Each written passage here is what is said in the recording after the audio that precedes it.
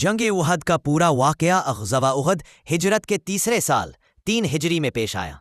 ये जंग मुसलमानों और कुरैश मक्का के दरमियान मदीना के करीब जबल उहद के दामन में लड़ी गई। इस जंग की बुनियादी वजह ग़ज़वा बदर में कुरैश की शिकस्त थी, जिसका बदला लेने के लिए अबू सुफियान ने लश्कर तैयार किया।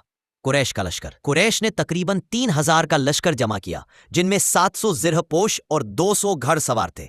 इनके साथ कुछ औरतें भी थीं जो दफ बजाकर मर्दों को लड़ने पर उभारती थी। अबू सुफियान लश्कर का सिपह सालार था। मुसलमानों की तैयारी। मदीना में नबी करीम सल्लल्लाहु अलैहि वसल्लम ने मशवरा किया कि जंग मदीने में रहकर लड़ी जाए या मैदान में जाकर। बुजुर्ग सहाबा रदियल्लाहु अन्हुम ने मदीने में रहने का मशवरा दिया, लेकिन नौजवान सहाबा रदियल्लाहु अन्हुम, खास तौर पर वो जो बदर में शामिल न हो सके थे, ने बाहर जाकर लड़ने का इसरार किया।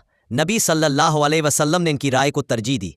मुसलमानों का लश्कर 1000 अफराद पर मुश्तमिल था, लेकिन रास्ते में अब्दुल्ला बिन उबई 300 अफराद को लेकर वापस चला गया और सिर्फ 700 मुसलमान मैदान में पहुंचे। जंग का मकाम और तरतीब।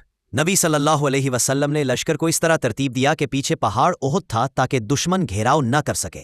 एक अहम मकाम जबल रुमात तीरंदाजों की पहाड़ी पर 50 तीरंदाजों को मुतय्यन किया, जिनके अमीर हजरत अब्दुल्ला बिन जुबैर थे।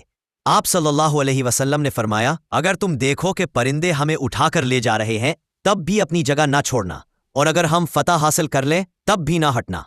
जंग का आगाज। इब्तिदा में मुसलमानों को जबरदस्त कामयाबी मिली। कुरैश के कई सरदार मारे गए, जिनमें अबू जहल का बेटा इक्रमा, तलहा और दीगर शामिल थे। कुरैश का लश्कर पीछे हटने लगा।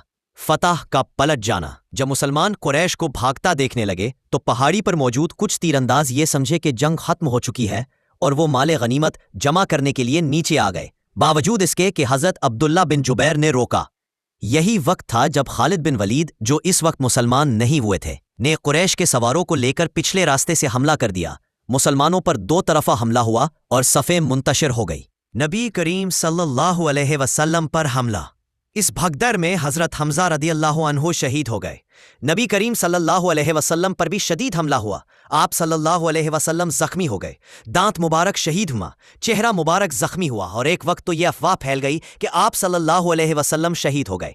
लेकिन कुछ सहाबा ने जान पर खेलकर आप सल्लल्लाहु अलैहि वसल्लम को घेर लिया। हजरत तन्हा, हजरत अबू दजाना, हजरत साद बिन अबी वक्कास और हजरत अली ने जानफिशानी से दिफा किया। नतीजा, मुसलमानों को इस जंग में 70 शहादतें हुईं, जिनमें हजरत हमजा रदियल्लाहु अन्हु की शहादत सबसे नुमाया थी। कुरैश ने मुसलमानों पर फतह का ऐलान किए बगैर वापस जाना बेहतर समझा। नबी करीम सल्लल्लाहु अलैहि वसल्लम ने शुहदा को उहद में ही दफन किया। सबक और पैगाम। नाफरमानी का नतीजा नुकसान की सूरत में निकलता है। नज़्म ज़ब्त और क़यादत की इताअत इस्लाम में बुनियादी असूल है। मुसलमानों को सब्र, इस्तकामत और हिम्मत का मुजाहिरा करना चाहिए।